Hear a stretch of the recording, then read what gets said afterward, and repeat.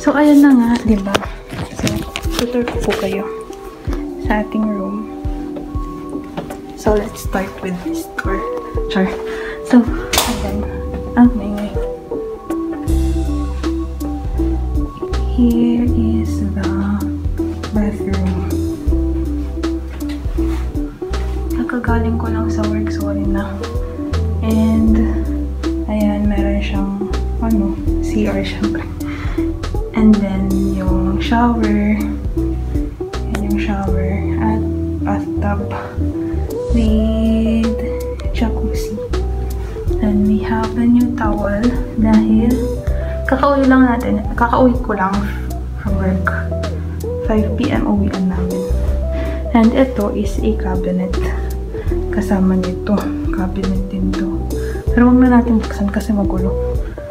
And then we have here yung coffee area. Meron tayong heater. Meron tayong drinking water. 2 bottles per day. Meron din silang pakape per day. 2 din. Then, ito, wala. Hi-ho. Galing sa Pilipinas. Pinili ko pang lang. Walang magawa. And then, isang noodles lang binili ko. Simula nung pumunta ako dito. And then, Pringles.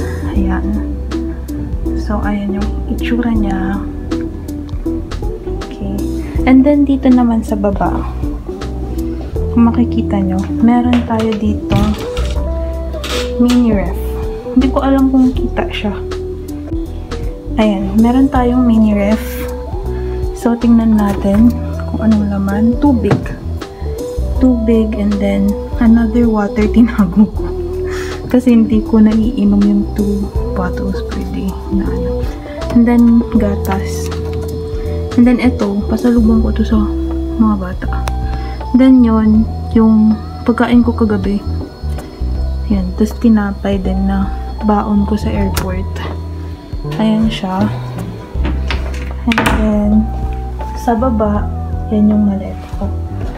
Ewan ko kung meron to. Wala pala. So, yan. May basura tayo dyan. And then, may upuan dito. Dito ko nilalagay yung sapatos ko. So, tanggal na tayo ng shoes. Ay, hindi. May pupunta ng pato. Kukuha pala ako ng laundry. Yan. So, eto naman yung flash ba? TV. Kita ba? And then, yan. Yung mga remotes, ganyan. And ang maganda dito is meron siyang office table. Ayan.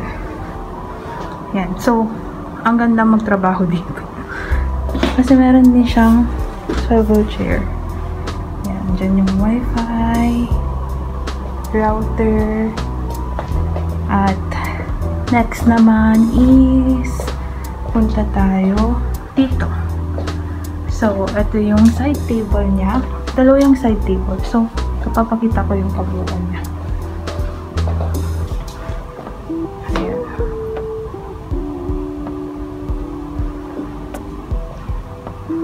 So, dalawa yung side table. Itong una is yung may mga switch. Then, yung telephone. Tatawag ka sa front desk or kung may tatawagan ka. At ito ay isang big bed. So, meron kang choice kung twin bed ba or etong ganito yung gusto mo. And ito yung pangalawang side table. Yan yung mga gamit ko na hindi aesthetic tingnan at meron siyang cabinet. Nilagay ko dyan yung mga gamot na stocks ng gamot. At meron pa siya dito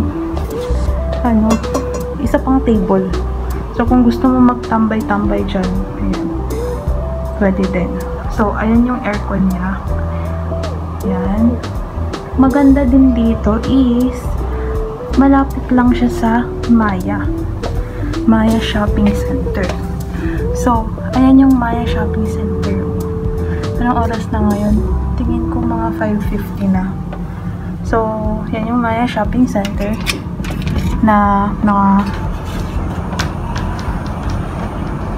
mga 7 to 10 minutes ang kailangang lakad. Yan. Hindi ko binaba yung bag ko. Baka may nakakita sa akin. So, yan. Merong pag-grab dito. Ay, hindi grab si kuya. So, ayan yung mga buildings. Yung laundry doon. Doon part. Kunin ko mamaya. Try kong isama kayo. Then, ayan siya. Di ba maganda?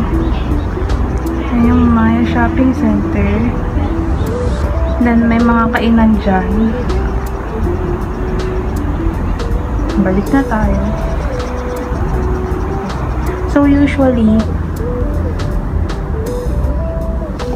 usually, karamihan sa close natin to.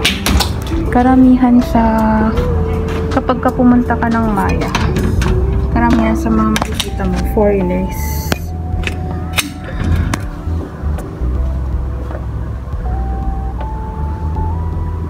So, ito yung kabuuan ng room. Ayan. Ang pangtawag.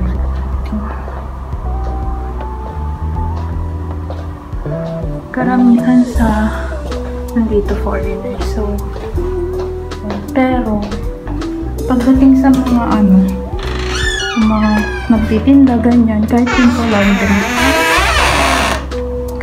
laundry,